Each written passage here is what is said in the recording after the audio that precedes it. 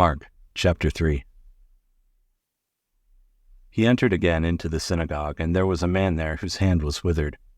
They watched him, whether he would heal him on the Sabbath day, that they might accuse him.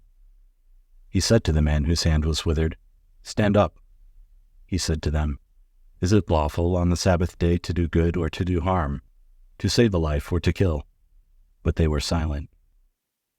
When he had looked around at them with anger, being grieved at the hardening of their hearts, he said to the man, "Stretch out your hand." He stretched it out, and his hand was restored, as healthy as the other. The Pharisees went out and immediately conspired with the Herodians against him, how they might destroy him. Jesus withdrew to the sea with his disciples, and a great multitude followed him from Galilee, from Judea, from Jerusalem, from Idumaea, beyond the Jordan, and those from around Tyre and Sidon. A great multitude, hearing what great things he did, came to him. He spoke to his disciples that a little boat should stay near him because of the crowd, so that they wouldn't press on him, for he had healed many, so that as many as had diseases pressed on him, that they might touch him. The unclean spirits, whenever they saw him, fell down before him and cried, "You are the Son of God."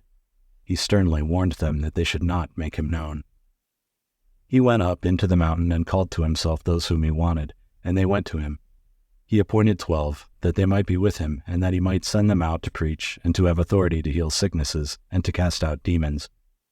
Simon, to whom he gave the name Peter, James the son of Zebedee, and John the brother of James, whom he called Boanerges, which means sons of thunder, Andrew, Philip, Bartholomew, Matthew, Thomas, James the son of Alphaeus, Thaddeus, Simon the Zealot, and Judas Iscariot, who also betrayed him.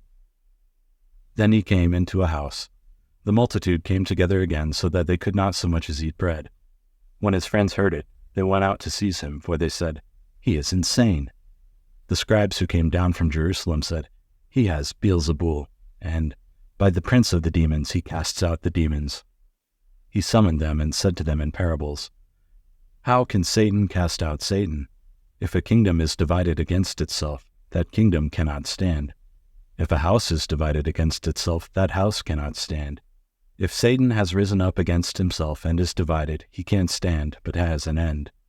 But no one can enter into the house of the strong man to plunder unless he first binds the strong man. Then he will plunder his house.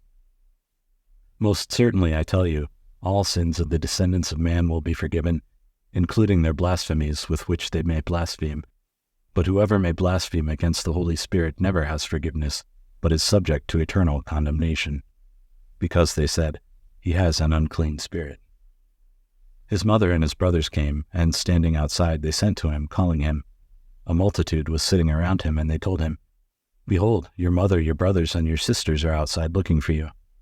He answered them, 'Who are my mother and my brothers?' Looking around at those who sat around him, he said, 'Behold my mother and my brothers, for whoever does the will of God is my brother, my sister, and mother.'